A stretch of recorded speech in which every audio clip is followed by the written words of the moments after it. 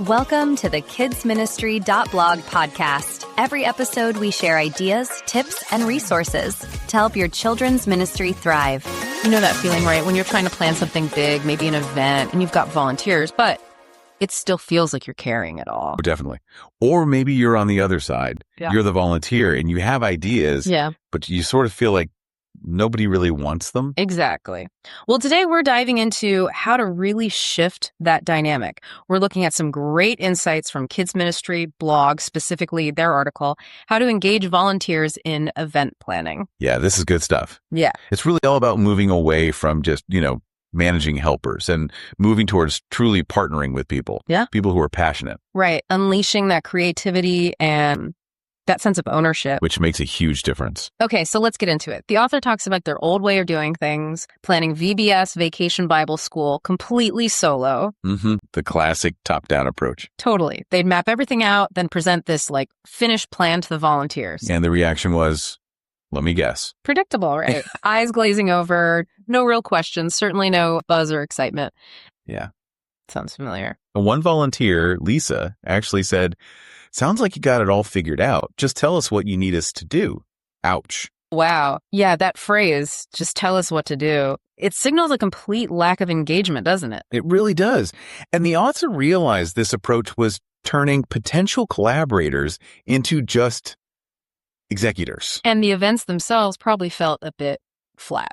That's exactly what they said. Flat. Because the volunteers felt like helpers, not partners. So clearly something had to change. So what did they do differently? Well, this is where it gets interesting. Yeah. They flipped the script completely. Yeah. Brought volunteers in right from the start. Okay, how did that look? First big change.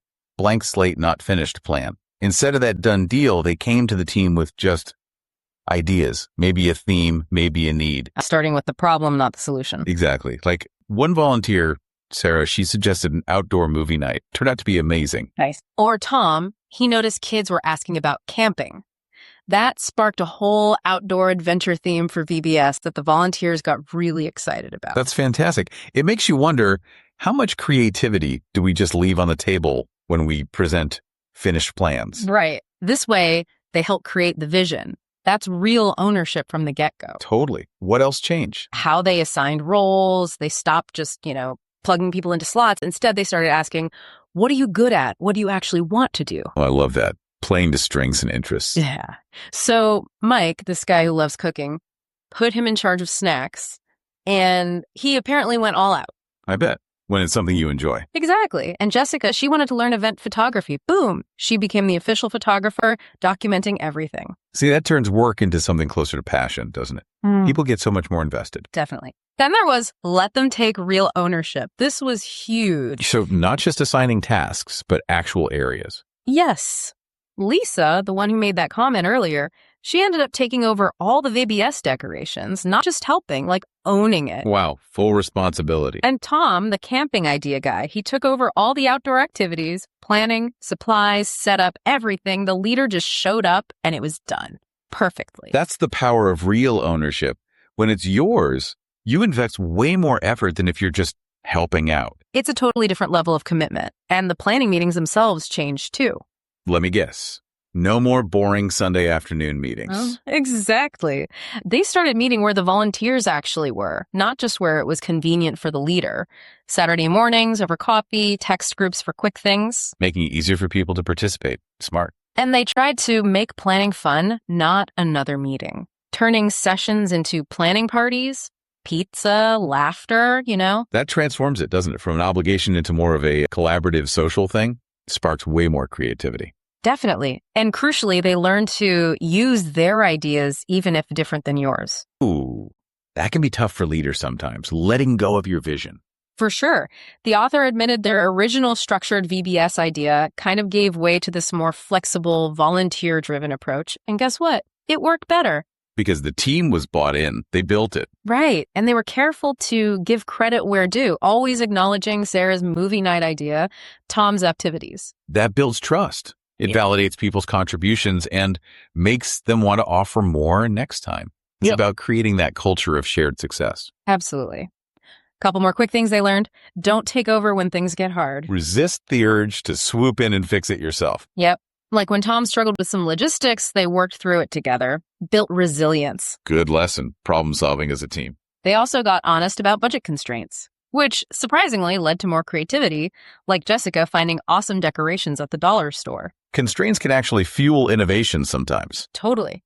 And finally, they learned to let them recruit help, volunteers bringing their friends in. Expands the team organically, builds on existing relationships.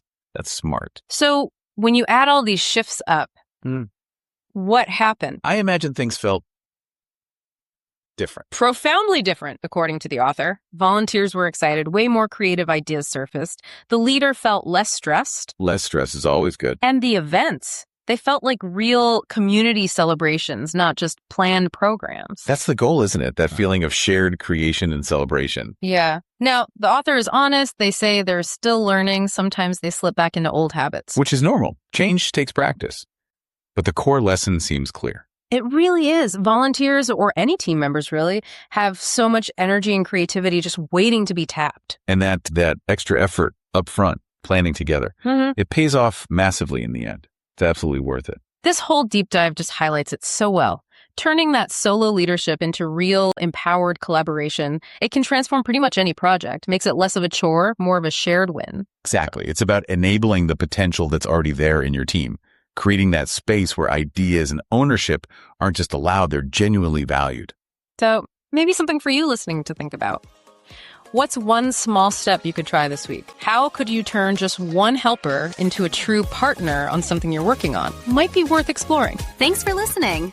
To find more ideas, tips, and resources, go to kidsministry.blog. We'll see you next time.